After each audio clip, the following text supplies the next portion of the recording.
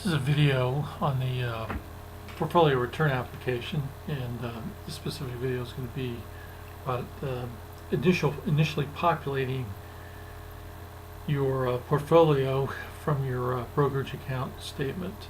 So as an example, I'm up on Ameritrade, and I've gone to the Ameritrade My Accounts section, and there's a transactions section that I've gone off to, and in that transaction section I've picked a specific date range. The Ameritrade online site happens to limit me to 1 year at a time, but this will give you a feel for how you would do it based on the export utility you have on your specific online brokerage account. It should be similar. That once you'll see. Well, let me go ahead and view. So I've said give me all transaction types, and I just see what I get. Yeah, it gets me back to when I did my original purchasing of the stocks that I want to, majority of the stocks that I want to include in this portfolio. So that's the first thing you need to do, is make sure you back up in time to capture the original purchasing, because like I said in earlier videos on the portfolio return app, that the first transaction entered must be the buy for the particular ticker. So anyway, it's important you back up and capture that. So that's where I'm at with my portfolio, and then now that I've viewed it, and it's where it's the transactions I want to start at, then I just simply do a download, and it creates this spreadsheet here on my desktop. So the first thing I do is I want to spread things out a little bit so I can see exactly what I'm looking at here. So a date, a transaction ID, description, quantity, and so on. A lot of these columns I'm not going to end up needing, but this is where I start from. So the first thing I want to do is I am going to need a date column, so I'm just going to go kind of left to right and say, okay, a date column is definitely I'm going to need. Now on top of that, when to move it over into the portfolio return app, I know I'm going to need a type, buy, sell, that kind of thing. I'm also going to need a column that's clearly indicating that it's a price related column. And then I'm going to need quantity and then the amount.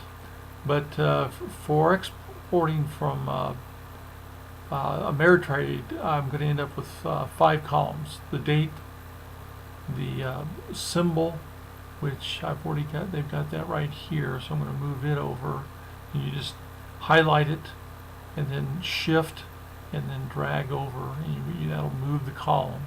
So I got a date, a symbol, which is essentially the ticker. So I guess I can go ahead and rename that to be consistent. Terminology used by in the Polaris return or the portfolio return app. Type, we have yet to determine. Price, transaction ID, I don't need that, so I'm just going to delete it. And then this is a description, which TD Ameritrade chooses to stick a lot of good information in that description, so I do need it.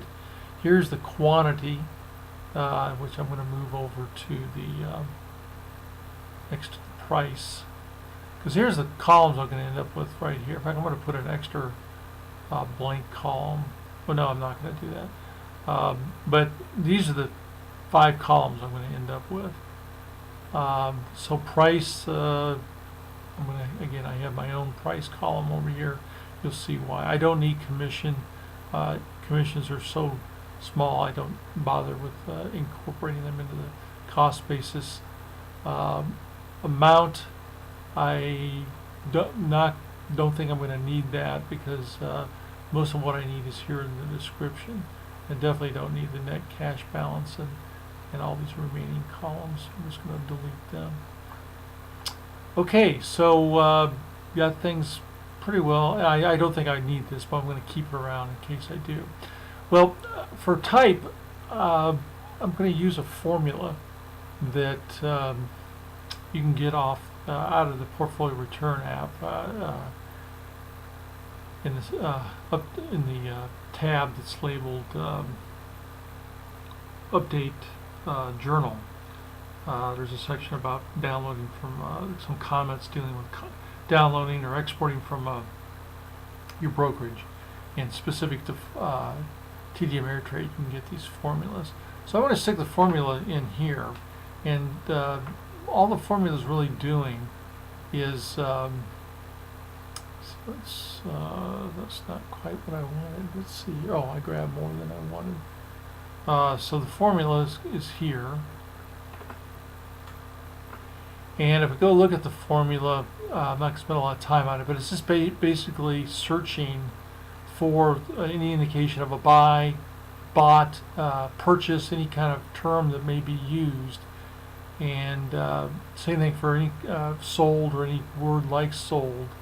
And if it finds it in the description, which is column FF, it will then move that into here, or not move it, but it will end up with a description. So as you can see here, as I populate the formula down through the rows, I get buys and sells and dividends and things like that it's getting primarily is getting from column F.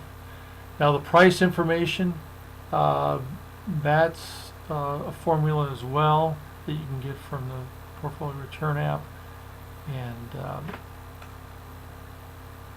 this is simply, if we take a quick look at it, it's just simply looking at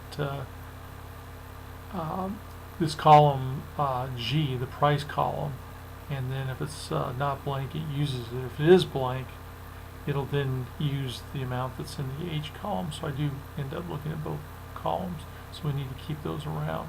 So now I'm going to go ahead and move the or copy the formula down through the remaining columns.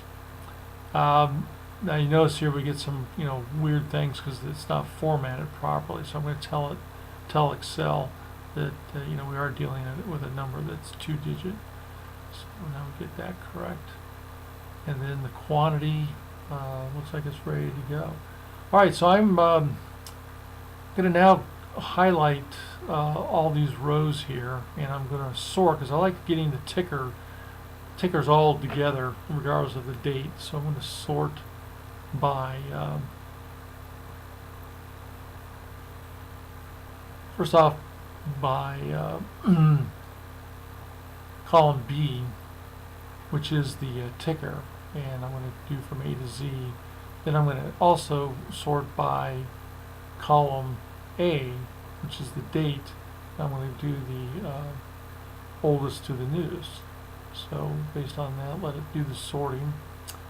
And you can see here, it just gives me a better idea of kind of, did I capture everything I wanted to capture? Yes, the buy, and then some subsequent dividends. There's another buy, a buy, dividend. So it looks like I'm getting everything that I want here. Now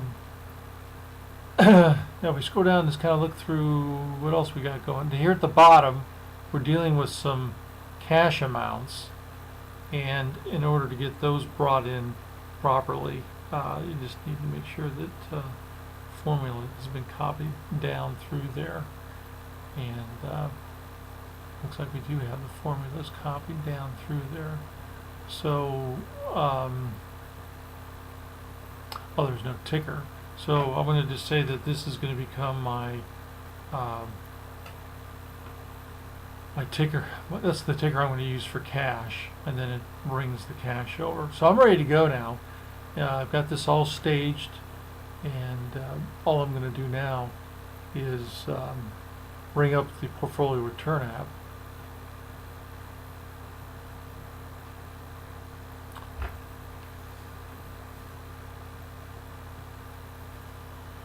So the portfolio return app, I'm going to put this into a portfolio that I created. It's called My New, just to show how you can bring data in from your brokerage account into a portfolio.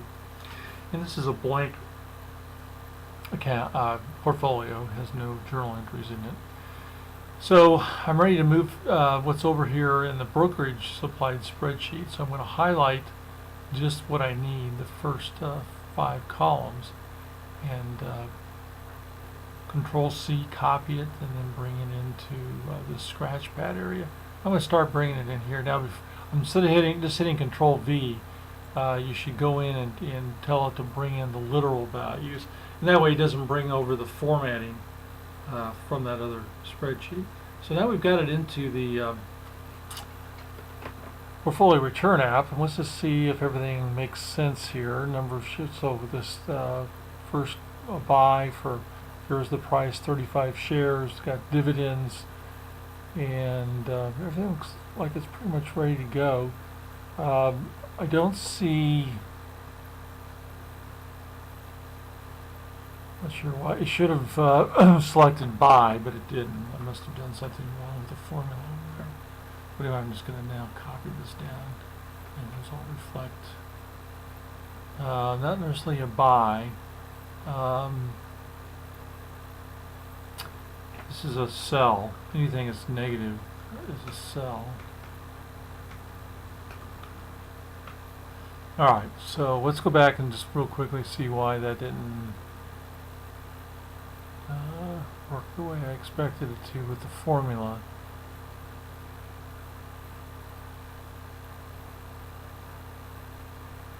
Yeah, because this is searching column F. Yeah, so that's just a little extra work you're going to have to do when you're doing cash tickers. Is just make sure you got the right buy sell associated with the negative or positive. Yeah, we got that over here in the portfolio return app. So this is all ready to go. So I'm going to go ahead and just tell it to add it into the portfolio. And you can see here the row 20 is being flagged as not being entered in, and neither is 21. And I've looked at this before. This is just a older ticker that's no longer valid, so I have to decide whether I want to bring that, do the research to determine what the new ticker is, and then bring that specific stock into my portfolio as well. I'm going to choose not to do that, so I'm going to go ahead and hit clear. Then let's go over here and query the portfolio, and then take a look at the journal entries that it's created.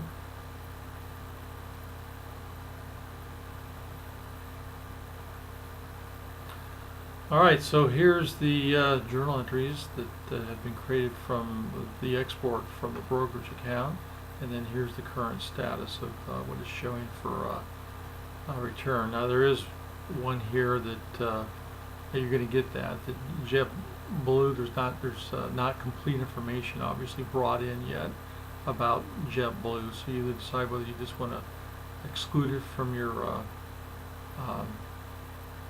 portfolio or not. But anyway, this gives you an idea of what's involved. And again, you go out there and or you start off with the brokerage account, work within the limitations of the export utility, in this case only 1 year at a time.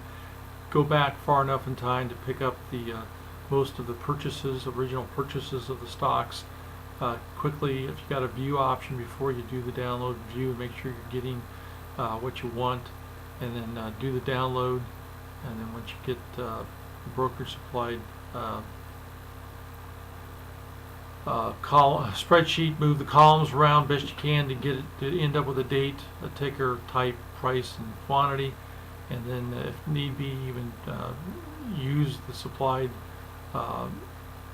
formulas or write your own formulas to go pick out the information wherever it may be in the columns that are provided, and then highlight the 5 columns and all the rows that you want to bring over, and then when you bring it into this scratch pad area, make sure you do copy literal, and then check it over to make sure it's what you want, and then add it. Alright, thanks for watching.